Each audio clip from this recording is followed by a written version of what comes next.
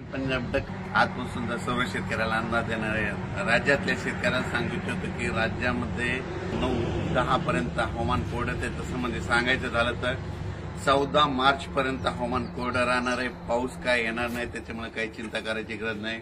ज्यांचा गहू हरभरा काढणी आला असेल तर तुम्ही काय करा, 14 तारखेपर्यंत काढून घ्या। कारण की राज्यामध्ये 14, 15, 16च्या दरम्यान थोडं वातावरणात बदल होणार आहे, थोडं वातावरण खराब होणार आहे, म्हणून हा अंदाज लक्षात द्यायचा। पूर्वकल्पना म्हणून हा अंदाज येते राज्यात 14, 15, 16 मार्च दरम्यान वातावरणात बिघाड होणार आहे, म्हणजे वातावरण खराब होणार आहे, म्हणून हा अंदाज लक्षात द्यायचा।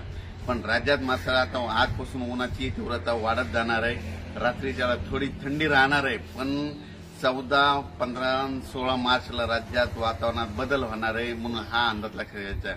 ज्यांचा गहू हरभरा काढणी करायची असेल तुम्ही काय करा, 14 तारखेपर्यंत तुम्ही गहू काढून घ्या। कारण की राज्यामध्ये 14, 15, 16ला वातावरण थोडं बदलणार आहे, म्हणजे खूप काय असं नाही बदलणार, पण थोडं वातावरणात बदल होणार आहे, म्हणून हा अंदाज लक्षात द्यायचा। अचानक वातावरणात बदल झाला तर लगेच एक निश्चय दिला जाईल। धन्यवाद।